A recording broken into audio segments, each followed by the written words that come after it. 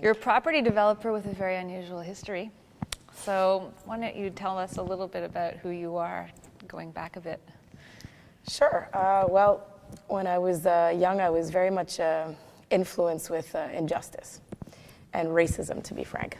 So when I went to John Abbott, which is a college, I got really heavily influenced by a professor who taught a course called Racism. I thought it was really interesting because what he made us to do at the beginning of the class is that he gave us all these cue cards, which is funny. You mentioned that in a speech recently, so obviously I'm dating how old I am as well.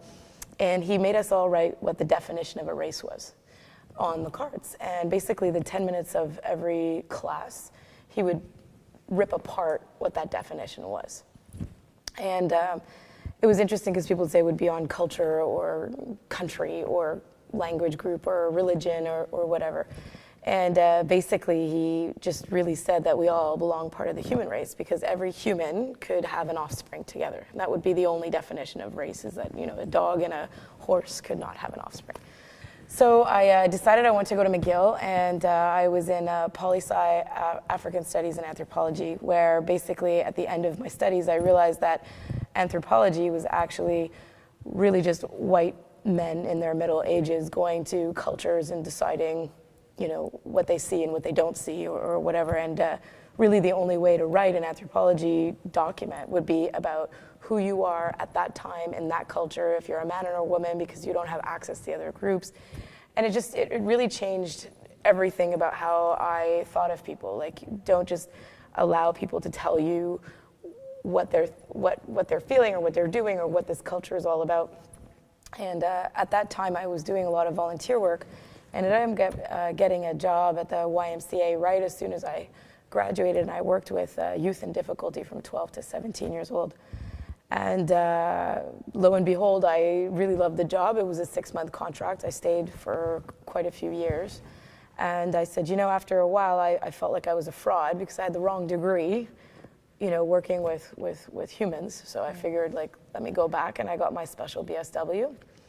And Bachelor of Social Work, right? Bachelor of Social Work. Got it. At McGill, sorry, again, so I'm a double McGiller. And I ended up getting a job in trauma intensive care and burn victims at the hospital, and that was kind of really interesting. And then as I was about to accept another job at the hospital, a different hospital, I got a call from my dad, who was a real estate developer, and says, I have Parkinson's disease, you need to quit your career and come and take over my real estate business. And I thought that was one of those, like I worked all this time to make a difference and to be impactful and to just really be involved in having an impact on people changing their lives. Mm-hmm. And I said, oh, great, so I'm going to spend the rest of my life taking care of people who have complaints about their toilet bowls being broken. But at the same time, I felt very torn because it's, you know, a family member, and he supported me. I'm actually the first female in my family to graduate from university, and so he's the one that pushed me through in a family that really didn't initially believe that women should do those things or go and get higher education.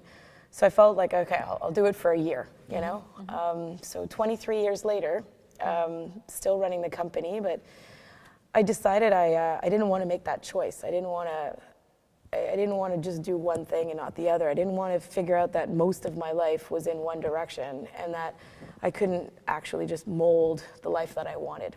And so I decided to take all of my social work learning and apply it to real estate. And if you could do that, everybody who's out there running lots of very traditional businesses really have no excuse. So we decided to use real estate as an opportunity to actually allow people to take their proper place in society and create jobs. We've created 3,000 jobs. We have 1.5 million square feet, 500 tenants. So after a while, people start listening and they start going, well, wait a second, she's not as sweet as people thought, but there's something in here now. And so the bigger real estate companies are going, wait a second, how can we get involved and how could we do something beyond just profit? And couldn't we find a way to make profit but still engage our community? It would obviously create all kinds of more ties. It would make their project much more marketable. It would So move in the things early around. days before this church, what did a real estate development look like that engaged the community? What did that look like? It didn't really look like a whole bunch, to be frank. Buildings are often torn down and new buildings are put in for new uses because there's this rule in real estate that's called highest and best use. So basically, as long as the highest and best use is actually defined by profit, a lot of historical buildings get ripped down because they're not efficient, or it's too expensive to fix them, or it's more economical to just go and put like a cookie cutter in. So I think that we were pretty much one of the earlier groups of people, at least in Montreal, and through some of the work that we're now doing with the McConnell Foundation, they were able to at least open me up to a whole bunch of other people who are doing things like this in London and in Toronto and in Boston and in wherever. There's a select amount of people out there that actually understand that a building is just a place to shelter us from the snow and the rain and the cold, but what we do inside those buildings is actually where the magic is. So could you actually design space for people instead of telling people, here are 4 walls and you figure it out, like do your own thing, which is what real estate people often do. You know, here's your space, good luck, but we design it. We brought in daycares and gyms and restaurants and event spaces so that the entrepreneurs had opportunities to engage the employees that they wanted, and those employees felt valued by their bosses and worked harder and had their kids closer so they weren't freaking out in traffic when their kid has 102 fever from daycare going over a bridge somewhere to go and get their kids. It creates a whole different dynamic in work. So you get a phone call one day Yeah. about this place. Take us back to that, and then what's happened? So in 2009, we made quite a bit of a directional change in our business. So our buildings were starting to fill up, thank goodness, because it was painful for a long time. And we kind of have to start looking for where we're going to move as a direction of our company. So we created a company called Communaloft, where basically we incubate small businesses. And we started Quo Vadis, which is our, I guess, development branch of our business. And through our work with a local hospital, we ended up meeting some people who were very interested in creating a real estate portfolio in Montreal, but that actually also had the beginnings of what we now call impact investments, right? They still to this day don't realize how much impact they have beyond just having cool projects. So we ended up bringing them a project in Griffintown, which is a division of Montreal in the southwest of Montreal, where very undeveloped, not a lot going on except for the few condo towers, which are really not bringing a lot to the community. And I get a call from a colleague of mine, I guess, through the city of Montreal, who's in economic development. And I've kind of been known for call Natalie when nobody else knows what to do with these things. So he called me up and texted me an address. And he says, you have an appointment at 10 o'clock tomorrow morning. You need to show up at this building. So I said, all right, no problem. I've learned to go with where people who I value tell me to go. I tend to be a little bit too strong with my opinions sometimes. So it's good to sometimes shut up and listen, right? So I came to the building and I texted him frantically going, I'm lost, I'm in the wrong place, it's 10 o'clock, I'm gonna be late again. And I said, I'm in front of a church. He said, yeah, just go in. So I did. And I guess my father architecture blood fell in love with this building. I had no idea what I wanted to do, didn't know what I could do, but I know that I needed to save the building. And so what we ended up doing is I left and I called my partner and I said, so you want to buy a church? And he's like, yeah, let's do it. Within less than a week, we had a signed offer. And he's like, what do you want to do with it? I said, I don't know. I certainly didn't think that taking away the access of such a beautiful community building should just be in the hands of a few. So I ended up starting to do a lot more work with the Quartier d'Innovation, which is the innovative quarter of Montreal, which is really co-led by 2 universities, McGill and ETS, which is an engineering university. And they decided that they wanted to create more in a community than just having one project here, one project there. Is there a way to link these projects? And so it was brought to my attention that they wanted to come out of their ivory towers or their gates, McGill gates, and say, could we create an opportunity for students to get hands-on experience in a community? They had already chosen Griffintown, but Griffintown is not just Griffintown. It's also Little Burgundy, which is a different area, but it's clumped into Griffintown. It's pretty much divided by a street called Notre Dame. And we forget that Little Burgundy is the highest concentration of public housing in North America. It has, I might be wrong, but it's about 60% of single parent homes. You name it, it's here. And I think as much as I love developing around the world, it was really a time in my life where I said, can I take my contacts and my experience and actually apply it to a local context? Because I've been busy trying to save lots of places around the world, but is there an opportunity that we can actually use some of those resources to do something locally? And it's been really our first time. So that's the beginning of Salon 1861. I'm with Joanne Maislin. Thank you very much for being with us for this MOOC. Thank you for having me. You have a boutique consulting firm, and you do a lot of work in Haiti. I do. And I really look forward to hearing this story, but I want to ask you a little bit about yourself. Certainly. Beyond the bio. So who are you, Joanne? Wow, what a loaded question. I mean, where do we even begin? So I guess where I come from, I'll begin with that. So I'm born and raised in Montreal. I have a wonderful family, and always actually thought I would spend my whole life in Montreal and my career, etc.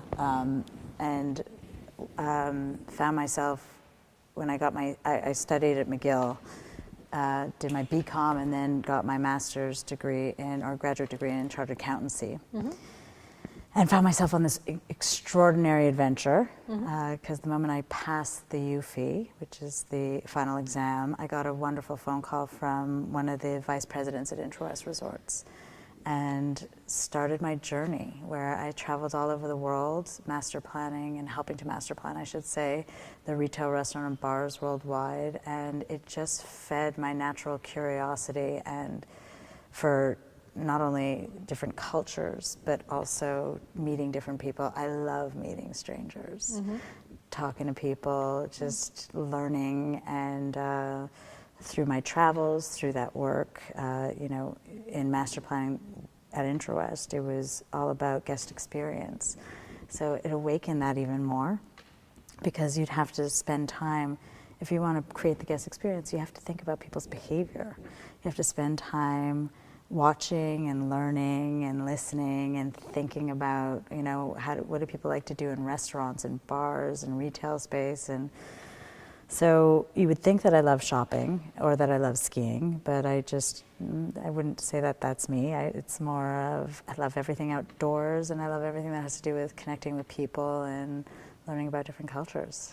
But what I'm picking up from what you just described is that you were already doing ethnographic work, which is going to really, it has served you well for the work that you're doing now, that we're going to talk about in a minute. I was 6 months into my work in Haiti, and somebody had said to me at the time, the client I was working with, she said, Jojo, did you ever expect that this is what you'd be doing in life? And it wasn't even a split second later that I responded, I feel like I've been preparing for this my entire life. When you found what you're looking for? Sure. That was that. So also, moment. while working, you were doing a lot of work on a voluntary basis. Tell me a little Here bit in about Montreal, that. yeah, of course. So my family has always gotten involved in different community, not just with their work, but also after hours helping out with summer camps for children that are less privileged, or business organizations and networks that would really, was all about continuing education and giving back, etc.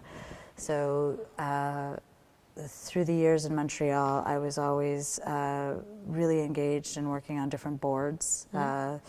Definitely followed in the footsteps of my grandfather and my my grandparents, I should say, and my parents, who were both involved in the summer camp and different other organizations that supported children and their needs here in Montreal, and found myself over time searching more and more for ways to get involved on a day-to-day basis. So even through the business networks that I was involved in, I would get involved at a leadership level to help plan some of the educational events that were going on. And I would always end up saying, let's do a clothing drive, let's redo a room in a hospital, and gravitate towards, giving back. And it felt so good. And then to the point where I'd always felt very balanced in my personal and professional lives.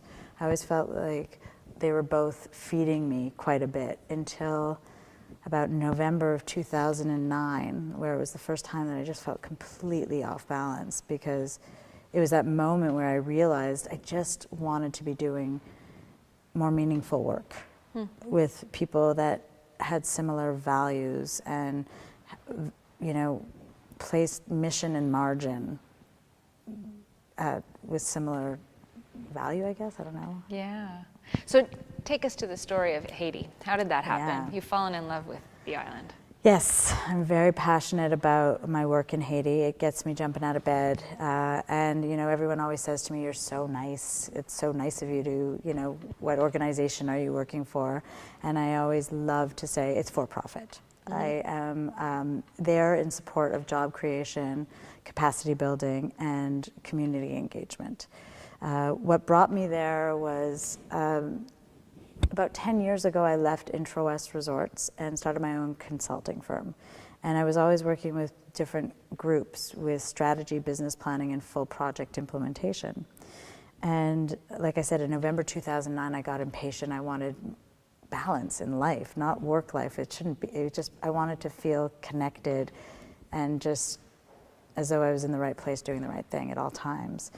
And with that frustration, it led to just, working on purpose towards certain people and goals, and without even realizing it at the time. And in March 2010, about 2 months after the earthquake in Haiti, I got a phone call from a client saying, who became a client, saying, we're going to work on a new model for developing countries where we're going to create a higher margin product, and reinvest a portion of the profits legally through the bylaws, like legally be partners with both the employees through formal programs as well as creating infrastructure projects for the country. So I just got so excited, and it wasn't the easiest project because I'd never had anything to do with manufacturing, of course, and found myself just thinking about how to get this done. And in 6 weeks later, I had prepared a business plan, and they sent it to the Clinton Foundation, who then invited me to Haiti in June 2010. So grateful for that, because I didn't even think about it, and thank God for my family always being so adventurous, and because I'm so glad I'm doing this, I can't wait, and let's go. And I got on the ground, and I remember thinking to myself, I'm not going to complain. There's not a single thing that I can't complain about a thing. I'm just going to go in there, and I'm going to listen, and I'm going to learn. And that's exactly what we did. I should say. And my training at IntroWest, act like a local, think like a partner, came so much in handy when I got on the ground there. It was the first time I'd ever been anywhere, and I traveled all over the world for resorts. It was the first place I'd ever been to that I knew I never wanted to leave. It was so interesting to me, and it remains so interesting to me. I say it's the best classroom I've ever been in. I just was, through that curiosity that I think I naturally have, and was really nurtured with both my family as well as my work over the years. I just wanted to talk to everybody and listen and learn how people were getting things done, or what brought us here, because the tragedy didn't start at the earthquake. The challenges didn't begin there. And I fell in love with not only the beauty of Haiti, which you don't get to hear enough about, but the warmth of the people, the general attitude that everybody has. You know, I remember my friend saying to me that he was on the ground 3 days after the earthquake, and he was interviewing people and asking them, "What can we do to help? What do you need?" And they said, "We need jobs." And it's 2.5 sail days away from the largest consumer market in the world, with some of the best tax incentives and trade benefits in the world. And 10 million people, we're not talking about very few people, we're talking about 10 million people. And they just, it seems like there is a new Haiti. You know, the government is all about Haiti's open for business, and you know, there's the Heinekens and the Best Westerns and Marriott's, the global brands that were just never there before that are now there. And there's a lot of people that want to do business in Haiti, but it's a different place, it's a different culture, and you have to go into these places wanting to learn. So Henry talks about the startup phase, which Yeah. is that you have some type of vision, and then you have to learn your way to a bit of a prototype. And this learning your way is that it's really not conceivable to have a master plan of what your prototype is going to look like. You literally have to learn your way there. With every client, I think, with every project, I've found, it's just everyone's different, their needs are different, and sometimes you even find what they feel they need is there might be a gap there too. But Henry's absolutely correct. Does any anecdote come to mind of something that you personally had to learn and say, whoa, that really came at me differently than I expected, or wow, okay, I'm going to pivot on this? Daily. I think that as it relates to people, you're always learning, and it's always different. I think what was unexpected for me more than anything is the government side of things, and how much if you want to get things done in countries like Haiti, you need to collaborate and work closely with the government, which, you know, things that we take for granted, that's our right here, is a privilege. And you know, for me, I grew up in Canada. I mean, energy was turning on a light switch. You know, we don't think about the fact that most people don't have access to running water. They don't have access to an education or health care. You know, and it's, even in Haiti alone, it's 27% of people get access to energy, like electricity, and it's unreliable and unaffordable. So tell me an impact story. Somebody that just, you know, on the bad day, if you recall that person or that moment, you know, gets you out of bed. Gets me excited, inspires me.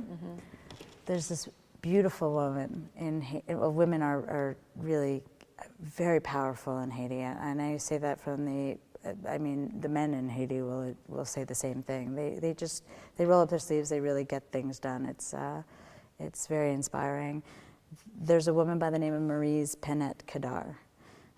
She is an extraordinary woman who's taught me a lot about, you know, how to get things done and how to respect people, and at a whole other level, because she's had every privilege as well, but the way she talks to everybody, it doesn't matter who you are, and in certain countries and certain cultures, hierarchy is a big deal.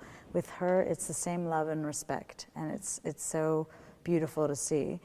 She's a very highly respected businesswoman who is not fighting, I would say, is so beautifully and gracefully providing access to quality education to children in Haiti.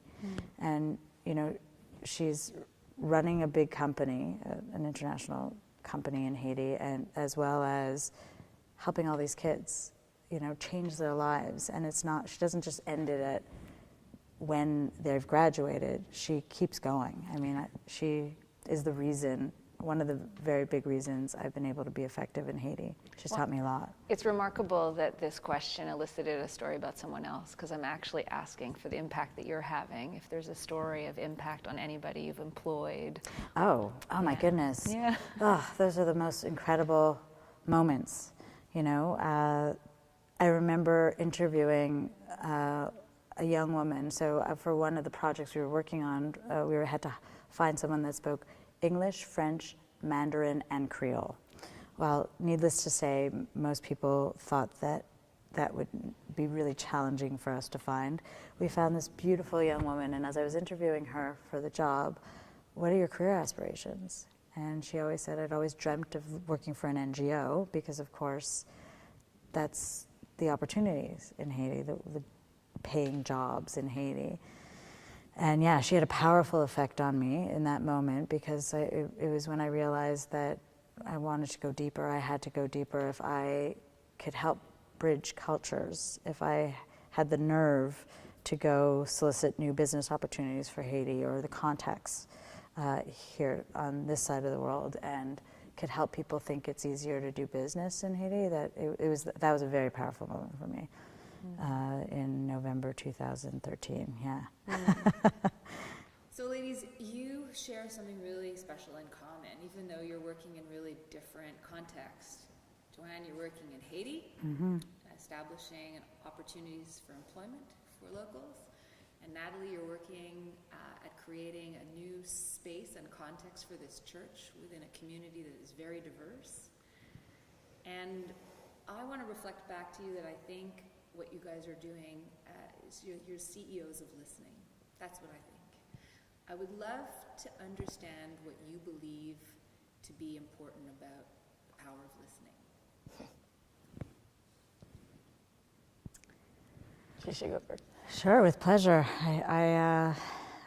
I don't think I could do what I'm doing without having spent most of the time on the ground listening and learning. It's far too often that people will come into Haiti and spend a day or two. And some of the brightest minds are attracted to Haiti, but they come in quickly and they see something and from their own eyes, and will suggest a whole number of things that just won't fit. It won't fit because there's so many different reasons why Haiti is the way it is, like Montreal is the way it is, like anywhere else in the world, you know. But Haiti in particular has gone through quite a bit. And I feel that I've gotten to be able to, I have support within the private sector and the government, and have been able to learn how to get things done, because that's essentially what I do, is make things happen, because I've listened. And when you listen, you're signaling to those people that you respect them, and you want to hear their story, and you want to understand what matters to them. And without that, I don't know how people do get things done. You know, we've become far too reliant on emails and text messages, etc. And what I love about, you know, people were saying, I was recently telling a story how in Haiti, everybody wants to meet face to face.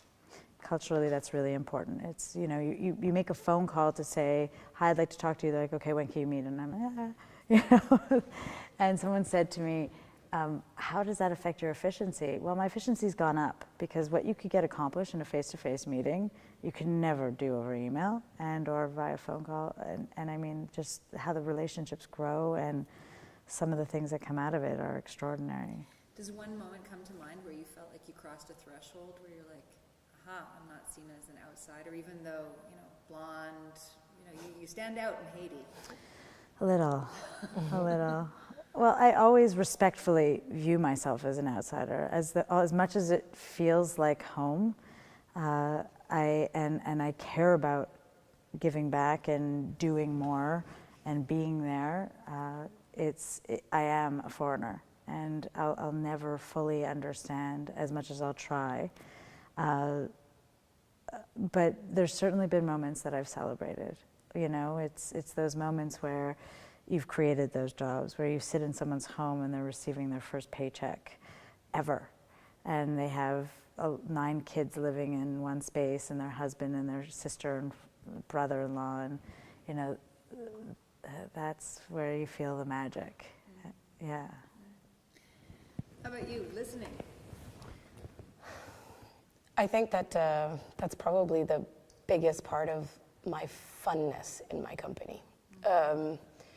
If you look at the role of what a church used to do, it used to bring people together. It was just a space where, in theory, you had someone, I guess, teaching you or lecturing you.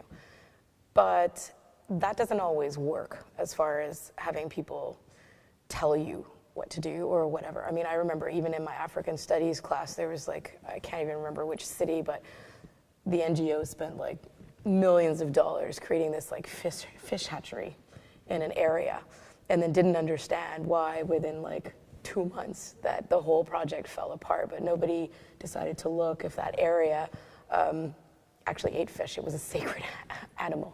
So how do you spend all that money and not even ask those questions? Like, that stuck in my head as far as my studies. But go one step ahead, if you look at all the challenges we've had in the last 3.5 years building this project, very early on we got involved with local community groups, and the only way that you can actually have that much more impact, or at least have people understand that you're not here to tell them what to do, but create space that allows people to do what they're actually good at. And if you look at a difference, some of my staff, or early on in my staff choosing career, I'm going to say, I've had MBAs, I've had people with, you know, less than a high school education, and it really comes down to access.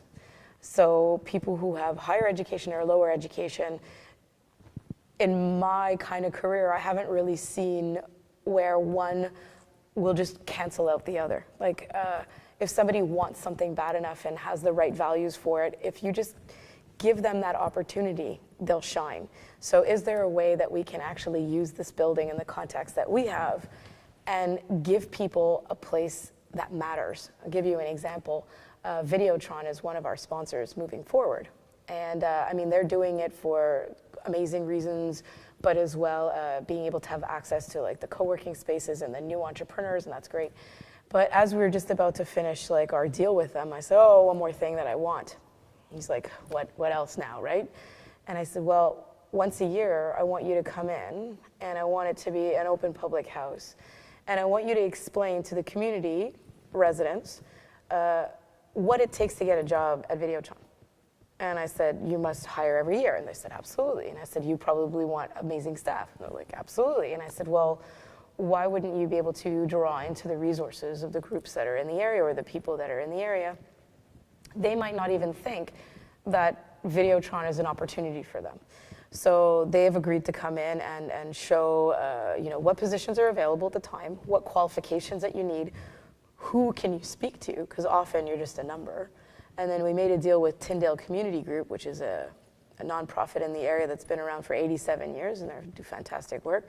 And they're going to do all the training. So if somebody actually likes that whole pairing, they're going to be willing to find the resources that that person could get off social assistance and be able to actually get those jobs. So can you turn around and understand that it's not you to solve problems. Mm-hmm. It's you to be able to provide a springboard, a place, a phone call.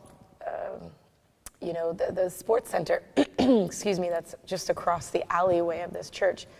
They wanted to build a skating rink in the area in Oscar Peterson Park, and they finally got the city to come and at least put some ice down. We're going to work on the boards. So they went and they got all this organized, which is fantastic. And they had this big opening, and people didn't realize that the local community didn't have skates. The kids were so excited about the skating rink, but a lot of them didn't have the skates to be able to go on the ice. So I mean, if they went on with their shoes or whatever. So I went into a restaurant of one of my buildings, and they said, "What's the long face?" And I said, "I have no contacts for skates. Like, I have skates," but I was like, who can I call? Is it Bauer still? I don't know. I'm an older person. I used to skate when I was a kid. And it just so happens that one of the shareholders of that company used to be a Canadian, And he made a few phone calls, and within a few hours, we had 45 pairs of skates and helmets. 24 hours later, we had them delivered. And so now in the chalet that they have is they rent them out. You have to give your shoes, you can use your skates, you give you back your shoes. I mean, when you give back the skates, you get back your shoes. So it's not for money, but at least more, it's not just giving 45 kids the skates, it's giving 45 opportunities every day to be able to skate. So, you know, or that proverb, you know, teach a man to fish, he'll eat for a day, you know. No, I screwed that up. Give a man a fish. My husband would laugh at that because I always get all the stupid expressions wrong. Give a man a fish. Fix that. Can you like tape that out or whatever? Listening. Give If you said it with confidence, it'd be okay. Oh no, I screwed that up. Yeah, whatever. Fish and like a people and a thing. Rod, whatever. Cut that out. You know, can I comment on what she was saying? Because I think it's really important because, you know, one part of what I was saying is that it's job creation, capacity building, and community engagement. And I have the wonderful honor of working with a beautiful woman by the name of Liz Blake, who is one of the more senior people for many years at Habitat for Humanity. And I'm learning so much from her because, of course, it's one thing to create jobs in factories. It's another thing to create jobs where for my own company where people are getting exposed to a lot of strategy and business planning. It's another thing to go into a small island off the south coast of Haiti where there's 15,000 small farmers and fishermen living there and talk about a multi-million-dollar resort development and want to get it right, you know? And so we're actually working on this right now.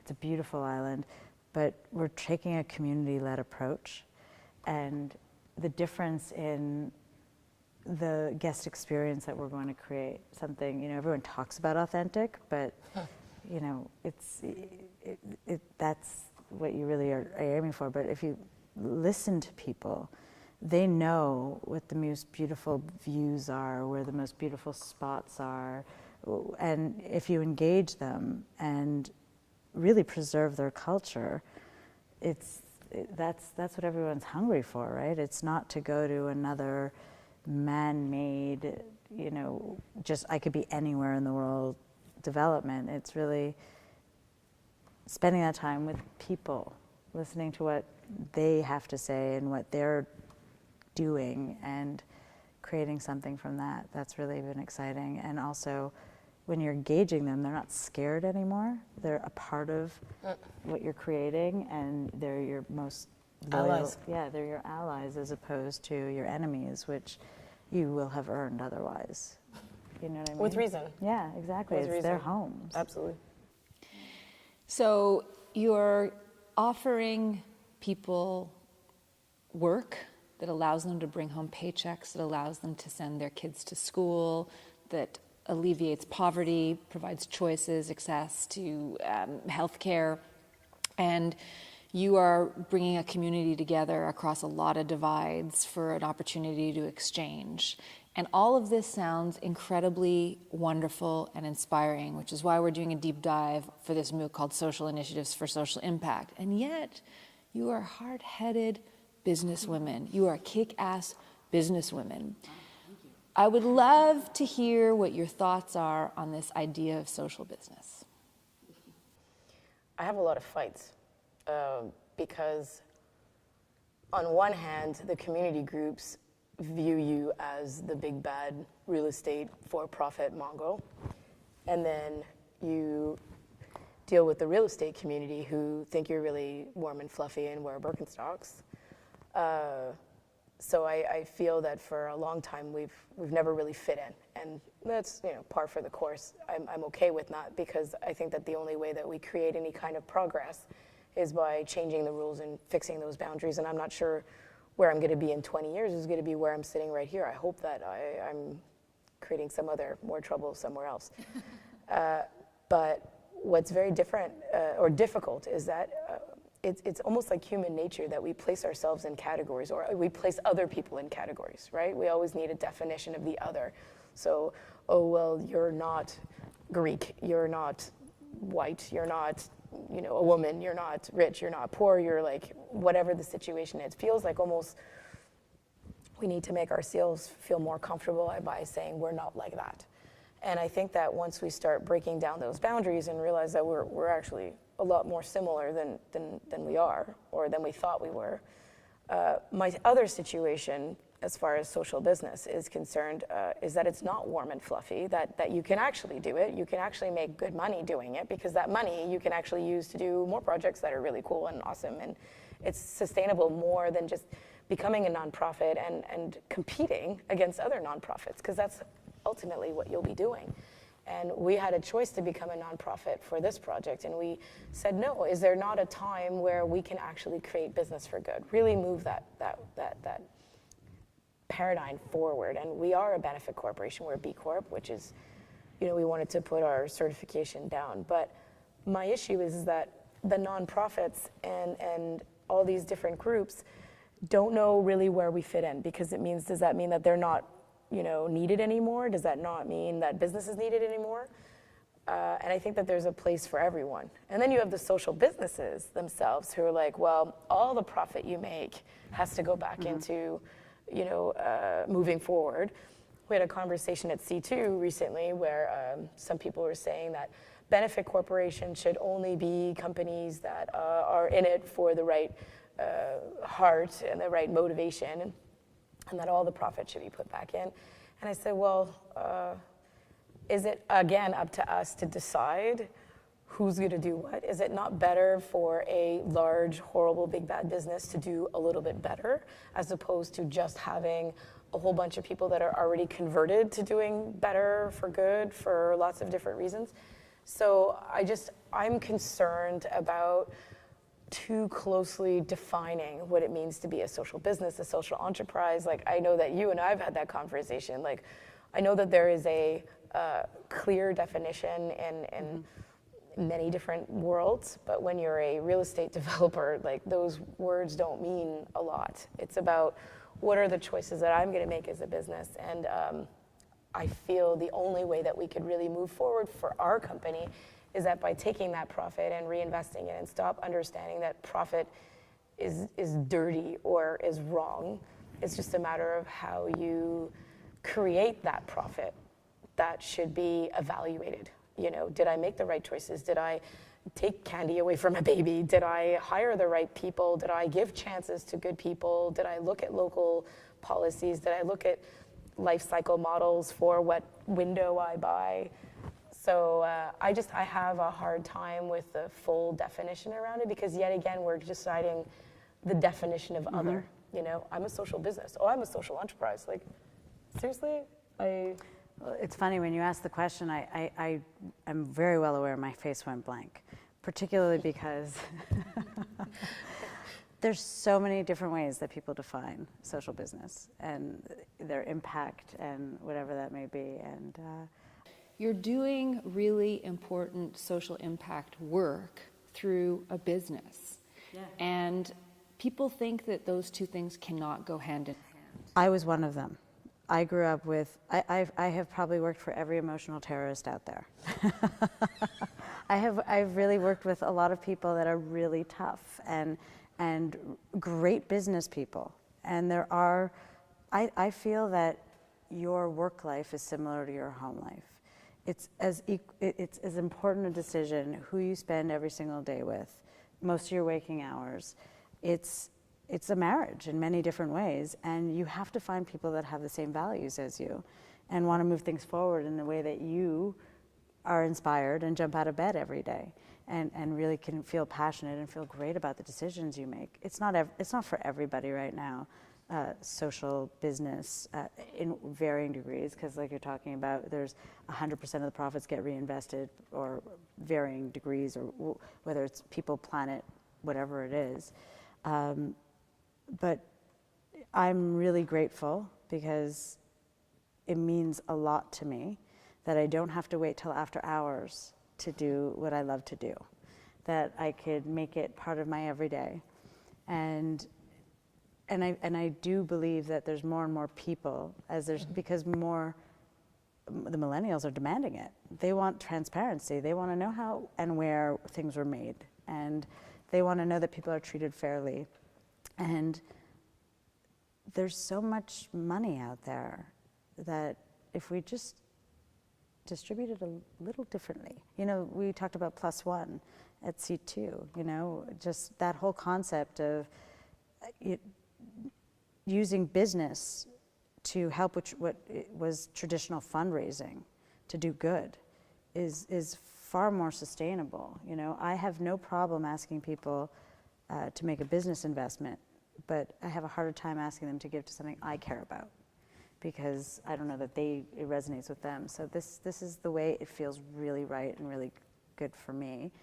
And along the way, I have found that it's really important that you can do great things every day and make money. You don't have to be always thinking about how to make every penny out of it, because if you let that go and you have something great that you're selling and you know how to get things done, you do even better.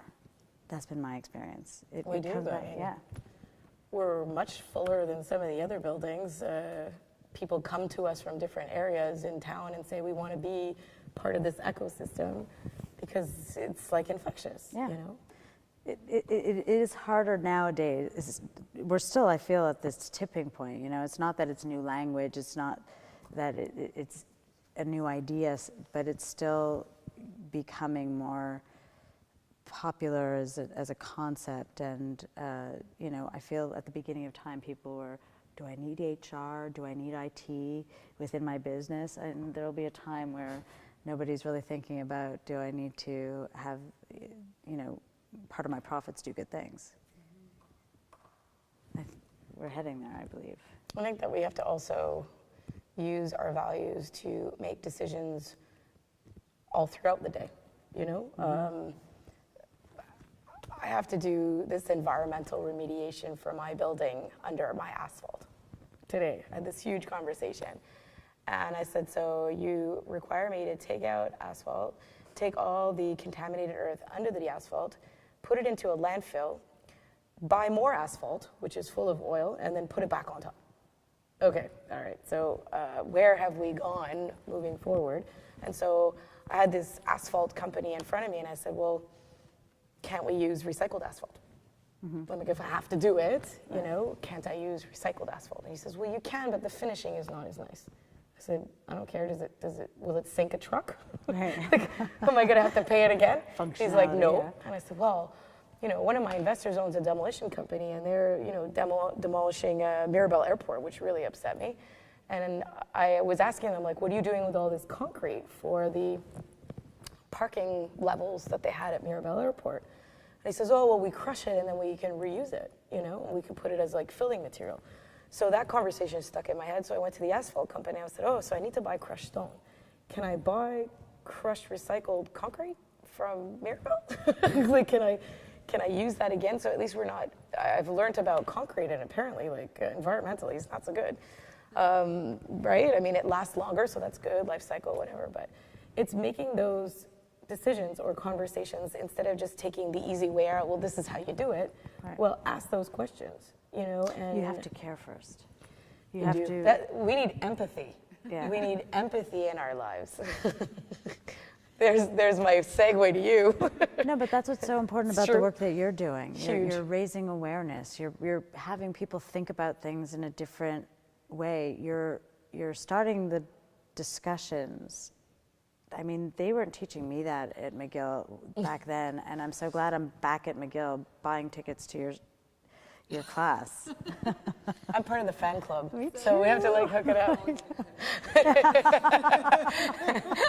No, it's not. Why can't we see? The MOOC is going out to the world in the fall. The world.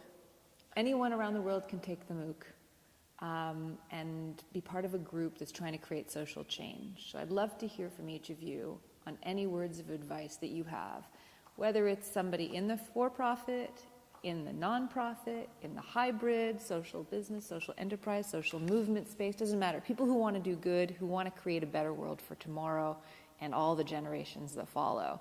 What advice would you give? Stop judging. stop making those discussions that you can't do this, or you can't speak to that person, or you can't work with this client or group. And I think something that we worked on recently together is open up your world of what your stakeholders are, not just look at who the usual suspects are. It's not just like for real estate, it's not just the bankers and the lawyers and the accountants and whatever, but can you actually build for your community? And I mean, you could take the same rules into almost every business and go, okay, so it's usually like a client and supplier. Well, who else are you affecting? Is our stakeholder the fact that we, don't harvest natural resources correctly, that they're not sustainable? Like, can make those decisions and ask questions and don't settle.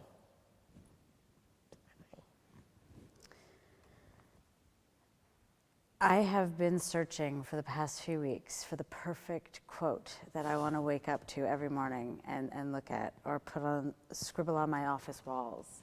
And I think it actually says exactly what you're saying, which is it's a Roald Dahl quote that is, and I'm going to butcher it, I apologize, but I'm going to try my very best. It says, "And watch with glittering eyes the whole world around you, because you will find the most beauty in the most unlikely places.